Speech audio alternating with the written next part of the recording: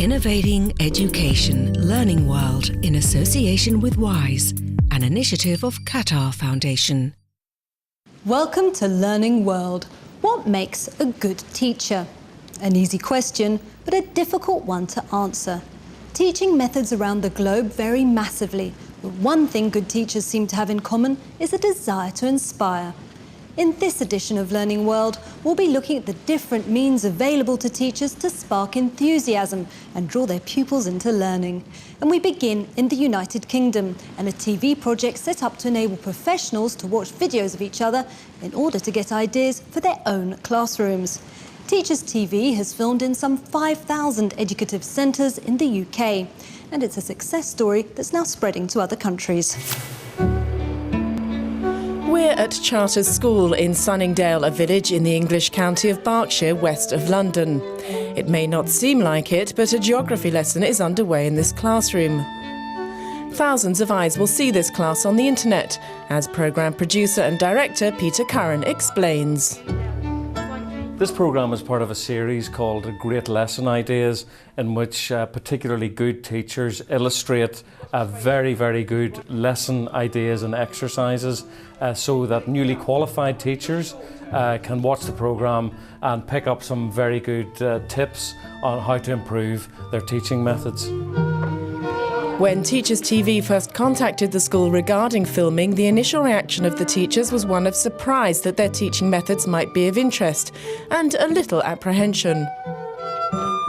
Well, the first priority is teaching the children, so for me it was more about actually working with the children and making sure they were learning and they were getting something worthwhile out of the time that they're in the class. And having the camera in there was perhaps a bit of distraction at times, but after a while you just get used to it being there following you around and you get on and teach the children like you should be. Teachers TV is literally an eye, it's a view into the classroom, and so you can see how things are actually happening. And if you miss something, you can rewind and you can play it again. So you can watch a programme over and over again. At the Teachers TV headquarters in central London, where the programmes are edited, one of the founders of the project, Andrew Bethel, explains how it all came about. The idea came from our government, and they decided they wanted to use digital television as a way of sharing good practice that's going on in their schools across the country. So the challenge for us was to create a type of television that nobody had really seen before, which was to make education, what was happening in schools, sexy, interesting and engaging, but also really, really useful, because it was helping teachers to see what was happening in other teachers' classrooms. Teachers TV has been using digital television to share good practices since 2005 in the UK. Now the concept's being exported around the world, from the US to Thailand. We're going to stay in the UK for our next report, where we meet Tim Rylands, an education specialist who's been exploring the potential of digital technologies to boost children's creativity and confidence in learning. Tim Rylands is a primary school teacher turned education consultant who's fascinated by the creative potential of computers.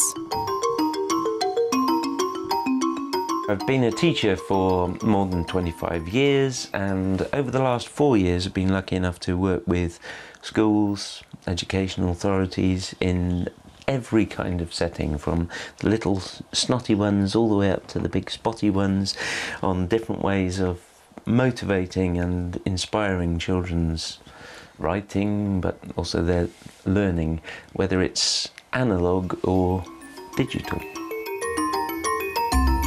Tim is best known for using the adventure video game series Myst to encourage creative writing.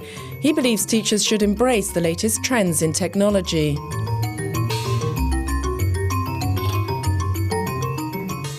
As teachers, I think it's our job to keep up with the technologies that children use at home. Otherwise, I think the environments they're going to enter when they come to school will be perhaps stagnant in comparison to what they're experiencing at home.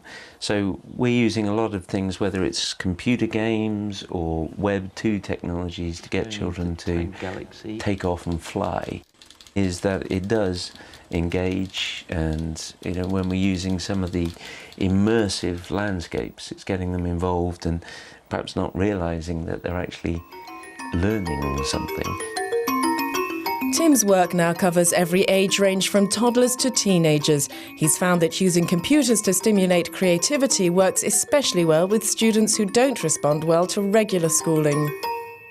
As we've been seeing, new technologies are a valuable aid to teachers, as are not-so-new technologies. We head now to the East African island of Zanzibar, where it's the good old-fashioned radio that's helping teachers there push up standards.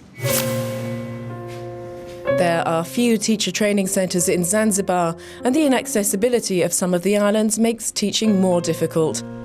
Through the Zanzibar Teacher Upgrading by Radio programme, the Educational Development Centre, or EDC, produces radio lessons for preschool and primary schools, broadcasting 3 times a week. More than 220 schools currently use the scheme, both to help train teachers and to make lessons more enjoyable and informative for pupils.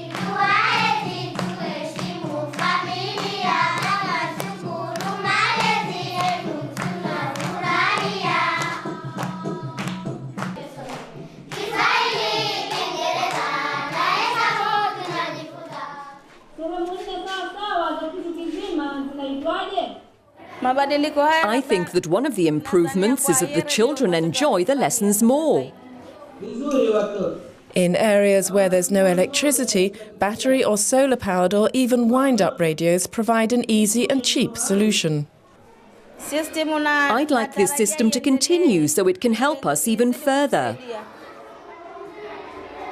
Zanzibar's a semi-autonomous republic of Tanzania.